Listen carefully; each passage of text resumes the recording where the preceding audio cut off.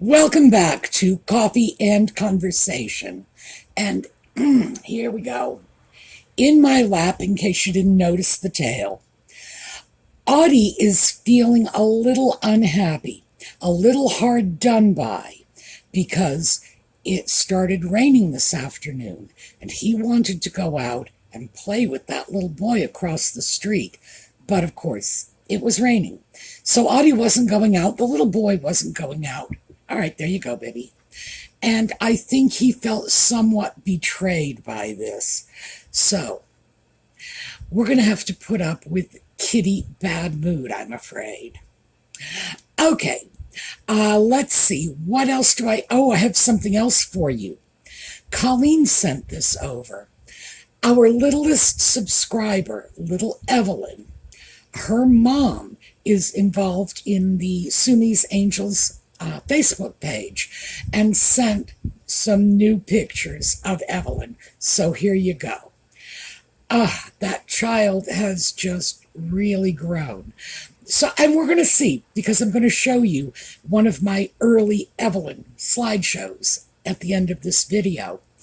So Evelyn, if you are watching, and by the way, she's a big kindergarten girl now, thank you so much for acting as a constant reminder, not just for me, but for all our viewers, that even though this is not a child-oriented channel, we need it to be a child-safe channel.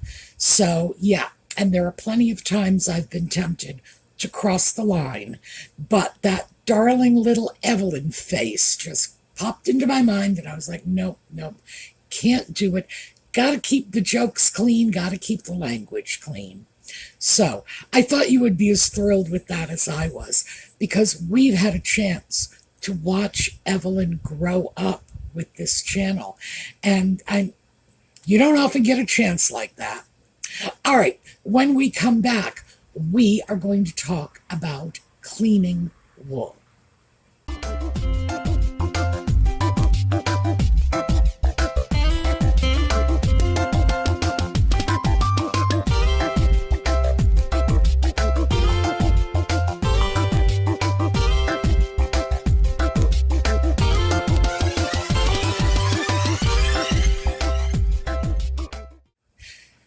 Okay, before we get into that, we have to do another unboxing. So, here we go. I have not opened this. I don't know what is inside this. Let me see if I've got that right side up. Here, I think this may be it. The key like this. This is from Lisa, from DesertDragonworks. So, with Lisa, the boxes are just as fabulous as what's inside them. And, here, let me show you the card. Cards are always great, too. A lot of gold. Keep it sassy. And let's see. Oh. Guess what I got? I have to figure out where I'm going to put this. This is DesertDragonworks logo. Here, let me show you. Let me get it right in so you can see how really beautiful this is. I've seen a lot of logos, and in general, they're just not this nice. So let's read the card. Happy birthday, love, Lisa, Marley, and Rebel. I guess we're going to get 2 slideshows on our way out today, because I have a Marley and Rebel slideshow too. So, 2 for the price of 1. P.S. The watch works. It does not require a battery. All the watches I had when I was a kid didn't require batteries. It is a wind-up. Hope you like it. It was the closest I could manage to steampunk. All right, we got some steampunk goodies in here. Oh my. You have to be careful with that box, because that is not going to box heaven. Oh my goodness. Look at this. We have one of Lisa's fabulous spiders. I have another of her spiders in my bedroom, which is amazing, because I have to tell you, I don't like spiders. I really don't. They just kind of give me the willies. But who wouldn't like this one? This is absolutely terrific. Can you see the little watch gears? I have to kind of figure out how to, there we go. If I get it just right, it blocks the reflection. Well, thank you, Lisa. This is absolutely terrific. And as I say, one of Lisa's trademark spiders. They are really astounding. So that's going back into its box for the moment. And then the box is going to go somewhere where it'll hold something very special. Oh, this is so nice. It's like my birthday is just going on forever and ever. I do feel like a kid when this happens. So, as I said, we're going to do 2 slideshows on the way out. We're going to see Evelyn because it would be nice to see how she's grown. And we're going to take a look at Rebel and Marley too, because we're going to have a chance, especially with Rebel, because we started getting pictures of her when she was like this big. We're going to have a chance to watch her grow up too, and I do love that. All the joy and none of the headaches. It's wonderful being sort of a virtual grandma. All right, let's get down to business before I just giggle myself silly. I want to show you a little bit of film clip that I showed yesterday, just to remind you of what piece we're talking about. And this is, I bought it as a scarf. It's really a gorgeous, heavy wool shawl. I think, unless you live in Alaska, it's absolutely going to be wasted as a scarf. And of course, I say this coming from New England. I'm no stranger to cold winters. But this is just so massive that it seems like just confining it to my neck is such a waste. And it's going to make a fantastic shawl, especially in like early spring or late fall when it's getting cold, or the reverse, when it's getting warmer, but still cold. So I think that's where this one's going to see most of its use. But it has a strange odor. So let's take a look at that little film clip, and then when we come back, I'll talk to you about what I'm doing with it. Before I closed off our little walking tour, I wanted to show you this piece, a recent acquisition. This is a Diane von Furstenberg scarf, although to call it a scarf is sort of an understatement. This thing probably weighs about 3 pounds, 100% wool. It's more of a shawl or a pashmina than a scarf. Fantastic piece. $16.50, by the way.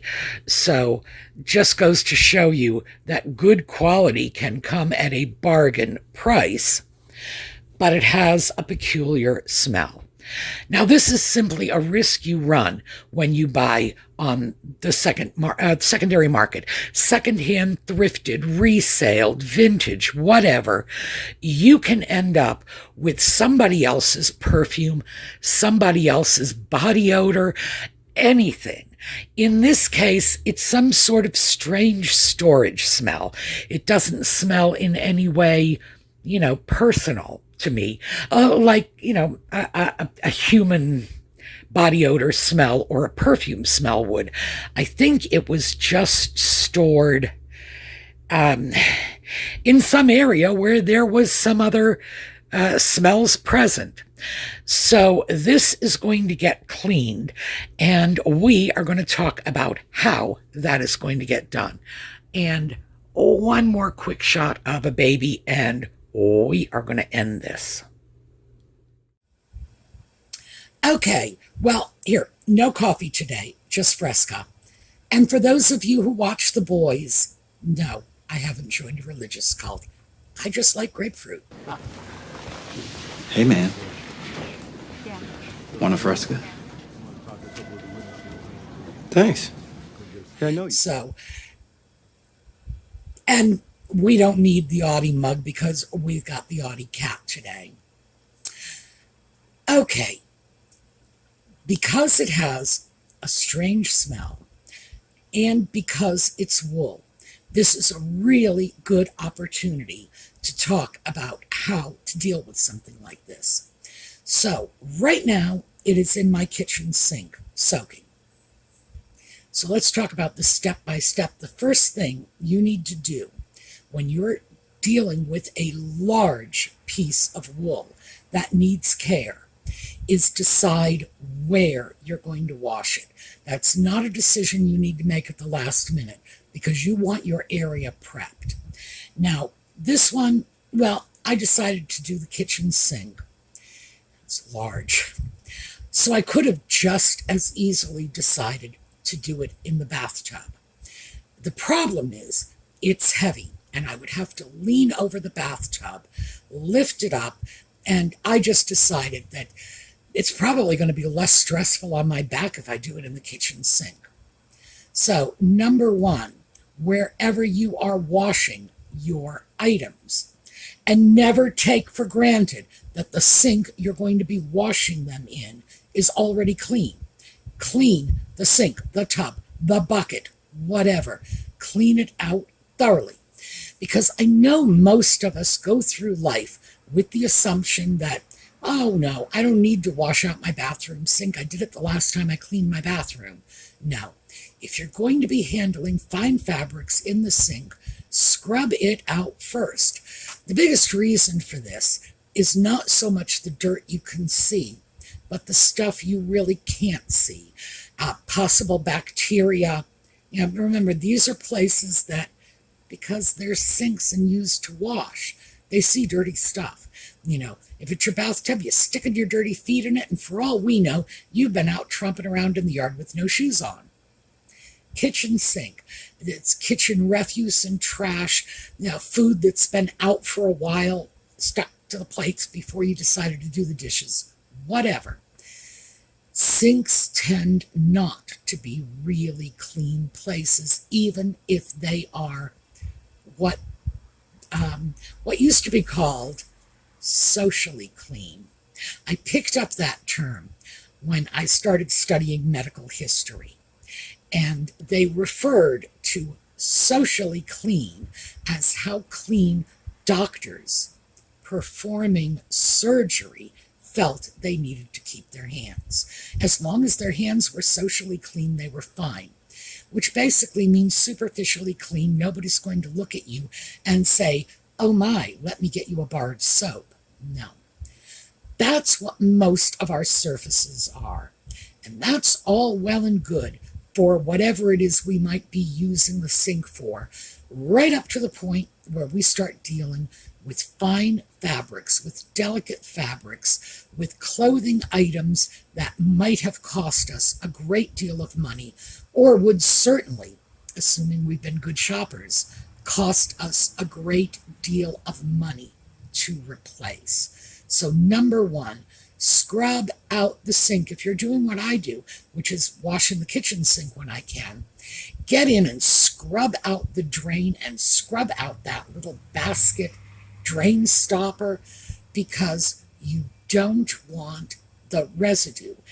In particular, things like grease and oil from cooking. You don't want that. So that's number one. Number two, for a large item, is dig out the roasting pan and haul out the roasting pan rack. Now, almost everybody has a roasting pan tucked away somewhere. And by the way, if you don't have a roasting pan, you probably have one of those broiler pans with a little rack on top. It will work just as well. Stick that in the bottom of your sink. Oh, make sure it's clean, obviously. Next thing we're going to do is put tepid water somewhere between and kind of cool. Put that in your sink. Then we are going to go in with, I would say probably at least a cup of vinegar if you're using the kitchen sink. You might do 2 or 3 cups if you're using the bathtub, and you'd probably only do a half a cup if you're using the bathroom sink. So, throw in some vinegar. This is plain white vinegar, just the Heinz vinegar that you can get for pennies a bottle at the grocery store or Walmart or wherever you buy these things. The vinegar is necessary for a couple of reasons. 1, vinegar is a fabulous odor killer. 2, vinegar will actually help soften wool. 3, vinegar is a very good cleaning agent in addition to an odor neutralizing agent. And you might want a little help with the cleaning of this, so it doesn't hurt to have that vinegar. Now, if you live in an area with very hard water, at that point you might want to add some borax, and I keep that on hand. I do have marginally hard water in my area, so some borax or some commercial water softener. I keep a bottle of Calgon, and I use it for delicate washables, not because I'm using it as a cleaning agent, but I'm using it as a water softener. So throw a little of that in. Now, at this point, we've got our sink full of water, a roasting pan at the bottom, well, the rack actually, and some vinegar, maybe some borax, maybe some Calgon. Soap. I use this. This is a soap I picked up from Amazon.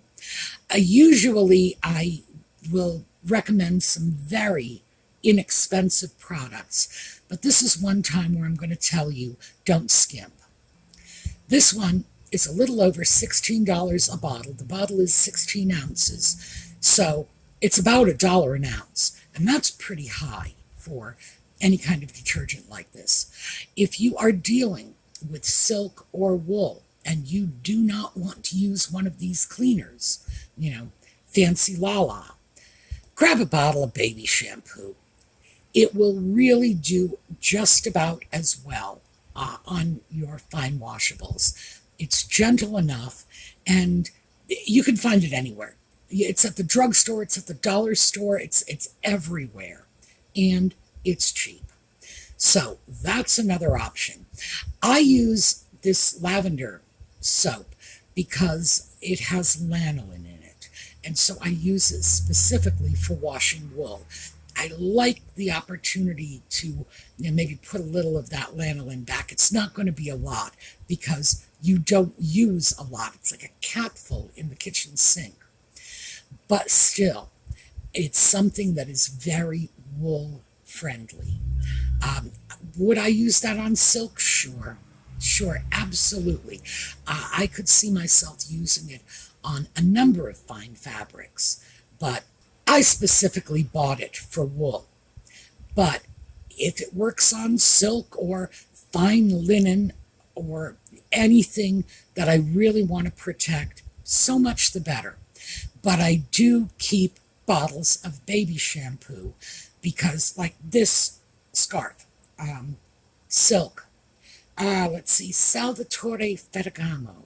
So it's a designer piece. It's not one of my dollar store pieces. When this gets washed, and it will when I take it off, when I'm through with this video, it's going to go probably into the bathroom sink because I should probably clean that one out too. And it will be washed with just Johnson & Johnson's baby shampoo, lightweight silk. It will be dry in about 30 seconds here. This is how you can tell because it's pretty much translucent. This is how thin and delicate the fabric is. So yeah, you can use baby shampoo. I do it all the time. I would say do not use Tide. Don't use any of the harsher detergents. And remember, we're already putting in a little borax, vinegar, Calgon, something that is going to soften the water. So you don't need a lot of detergent, just a little tiny bit. So we got it all in there, and we're smushing around our large wool mess in the sink. This is how we're smushing it. Carefully, carefully. We are not grabbing, we are not wringing, we are not squeezing. Smush. Just pretend you're kneading bread or something, but you do not want to twist, to stretch, to pull any of these fabrics. Some fabrics react much worse than others. Silk, for example. If you start twisting that silk, you can end up damaging the fabric so badly that it doesn't recover. And you will say to yourself later, I only gave it 2 quick twists. How could this happen? Well, it could. So don't do it. Just gentle smushing. What you want to do is work the fabric around in the soapy water. Let the soap, let the water do the work. Then we pull the plug, but we're leaving it where it is in the sink. We refill with clear water, and I usually do this twice if I've put vinegar in.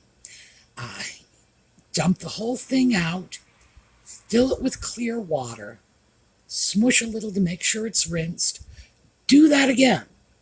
Keep in mind, a second rinse takes a few seconds, and the results are really going to make it worthwhile. Okay, so when we've got it through the second rinse, we pull the plug and walk away. Now, the water is going to drain out of your wool garment, your sweater, your shawl, your blanket, whatever this giant thing is. The water is going to drain, but because it's in the roasting pan and it's not sitting right on the bottom of the sink, you're not stopping the drain up. The water is flowing down. Walk away, leave it there for about an hour. Gravity will do all of your water removal for you. So you come back in an hour. With my shawl there, I am going to come back with 2 bath towels. I am going to lay the bath towels end to end with a little bit of an overlap, drop the shawl on top of it, and roll them up.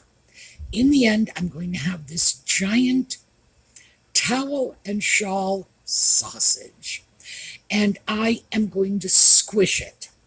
Now, I can use some force on this because I'm squishing the towel. We talked about this before. Wool will hold up to 30% of its weight in water before it even feels wet. Okay? So, we got to get that water out of there. Now, squish, squish, the water is going to be transferred from the wool, which is wet, to the towels, which are dry. Squish, squish, squish. And then dump those towels in the washing machine right away, because unless you have a lot of towels, you're probably going to want them back in an hour. My towels are going straight in the washing machine. I live by myself, so I don't have a lot of towels. I have big, large, fluffy, useful towels, but I don't need a dozen of them. So, when I get them in there, the reason they're going into the washing machine is they are going to be dripping wet at this point. And I'm going to use the washing machine to spin the water out of the towels. Now, because my theory is in for a penny, in for a pound, if I'm using the washer anyway, I'm going to run around and pick up other things around the house and toss them into the washer, because I know I just did laundry 3 days ago, so I do not have anywhere near a full load. But I am going to stuff other stuff in with it, and I am going to run it on a full cycle. So it's not just going to be the spin cycle. And again, my theory is that whole in for a penny, in for a pound sort of thing. If I'm doing it, might as well do it all. Towels will go out. They will go into the dryer. But meantime, I will have wrapped that shawl up in 2 more towels, rolled it up like a little sausage, and I will still do some squishing. But at this point, not much is going to come out of it. The towels may be damp, but they're no longer going to be dripping wet. So that's when I'm going to have to really kind of smush them to get very much out. By the time my first set of towels come out of the dryer, The shawl will have been in the second dry set of towels for an hour. Take it out. Those towels, which will now be damp, are going to go into the washer, this time probably just on the spin cycle, and I might not even need to do that. I might be able to just put them straight in the dryer and clean them off. So the towels that come out of the dryer, wait until they are cool, and then wrap it up again and walk away from it. Tomorrow afternoon, hopefully we'll get some sun, and I may lay this out on the porch steps, or maybe even the front yard, if I feel like keeping an eye out the window to make sure Audie doesn't run off with it, but somewhere to let it finish drying in the sun. It will be mostly dry at that point. It'll be dry to the touch. Remember, that extra water has been sucked out of here. So it'll be dry to the touch, and now I just have to wait to let it become completely dry. Then, and we are going to have to do this on another video, I think, because we're running out of time, and because this is something that I imagine many of you would actually like to see. Oh, here's my little bag. Here is my cashmere pilling comb. This is just a little block of wood with 2 pieces of folded over window screen. Can you see this? Let me get it up close. Can you see this is nothing but window screen, but it has a very rough edge on both sides. And this is how we're going to take out any of the little annoying pills that might be on that piece after it's dry. So, like I said, I'm going to save that for next week because I really would, rather than just explain how this works. I think this is one of those things that showing you will probably be better than talking you through it. If you have sweaters, if you have wool blankets, wool scarves, or acrylic even, it doesn't matter if it's a fine quality fabric or not. If you have anything that is inclined to pill, you need to get yourself one of these. They are dirt cheap. You can get them literally for pennies on Temu. You can get them at Amazon. You can get them at Walmart. Obviously, you can get them at fabric stores. Dritz, that's it, Dritz. They make sewing machine needles and other things like that. Serious sewing accessories, for people who work on machines, as opposed to, just thread and thimbles. They make pilling combs. So you really can find these all over the place. It's worth your while to get one and learn how to use it. Because if you have sweaters, you have pilling somewhere. I don't care how careful you are with the item. Anywhere, like under your arms, where one side of your sweater, the underside of the sleeve, tends to rub up against the underside of your body, you'll have pilling. You may have pilling around the neckline. That's another common spot, around the cuffs. And I think that's probably worth its own video, dealing with pilling, because there are safe ways to do it and not so safe ways to do it. And people, I have literally seen people take safety razors, Gillette, the kind of thing that, Pa shaves with, and shave the lint off sweaters. Never do that. That is so dangerous. One slip, and you have a razor-sharp blade cutting into your sweater. You will be sorry. And remember, this was window screen, so it's a lot safer.